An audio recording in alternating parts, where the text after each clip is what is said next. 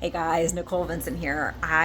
We are on day 3, I think, of no power with after the hurricane. But I wanted to share with you a few things that have been super helpful to make this a more pleasant experience. This is going to be super raw, um, but I hope that these items are helpful to you. And I know a lot of them are a little bit higher ticketed items, but they are something that if you are in an area that gets storms, hurricanes, tornadoes, snowstorms, things like that, being prepared makes writing out whatever comes so much better, and just being prepared is important. So hang on to your seats. It's going to be a little bit longer video than I normally do here, but I wanted to show you kind of what's been helpful for us. So here we go.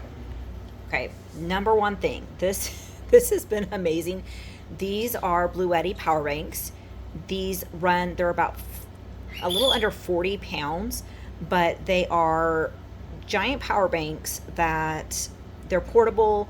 You can run them inside. You can add solar panels to them, but and I'll have several videos about this, but they run up to 1800 watts. They recharge within like 1 to 2 hours, and they have lots of outlets. They run pretty quiet, and they've been able to power our blender. They've been able to power fans. This was actually super helpful while we were in the hurricane. We had really bad winds for many hours and could not get out to our normal generator. And so this was a lifesaver during the storm when we could not get outside to get to the gas powered generator.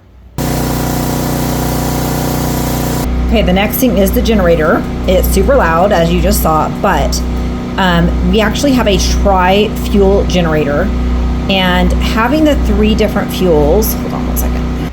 So having the tri-fuel has been super helpful because lots of places have run out of gas. We actually have a natural gas power line that we have just that hooks up to the house, to the generator. And it also takes propane, so we also have propane tanks. So that way, like, they don't all have the same power capacity. My husband thankfully he knows a lot about that, but having the multiple fuels, at least get a dual fuel. Like, do yourself at least get a dual fuel if you can afford it, because it makes a difference. But the lines for gas have been ridiculous, and so making sure that you have a dual fuel and having the fuel ahead of time, super helpful.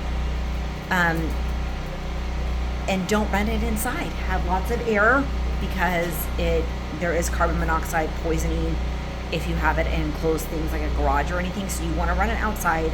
That's one reason that I do like the power banks, is that they're not running an engine, but of course their capacity is not as big. So that's another thing. Next thing on the list that's helpful.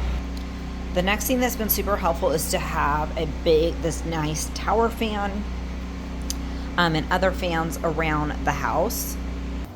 So having several fans around the house to help move the air has been super helpful. We have a few window AC units. And so although it doesn't cool the entire house, it keeps stuff cool downstairs, so we're a lot more comfortable, and having the fans really move stuff through. Another thing that has been super helpful is having a good clothes drying rack, because we were able to run the washing machine, but we couldn't run the dryer on the generators. And you're already like miserable, stressed from the storm, like you don't want to have dirty clothes too, because and so having the clothes drying rack was super helpful to be able to dry our clothes. So even if we would have had to hand wash our clothes, it was just nice to have a place to dry them.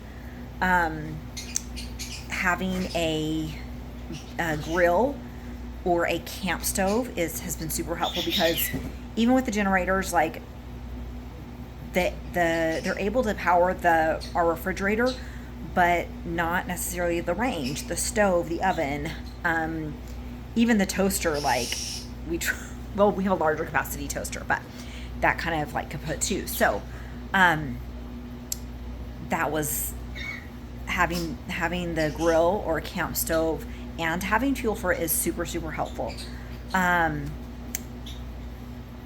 Having some lanterns that are rechargeable, having a personal cooling unit for like small areas that you might not be able to get, that might be upstairs or might be needing to get cooler, are super helpful. So all of that being said, I'm going to link them here below, and so you can check them out and see what would be helpful for you, because the best time to get these things and prepare is before the emergency happens.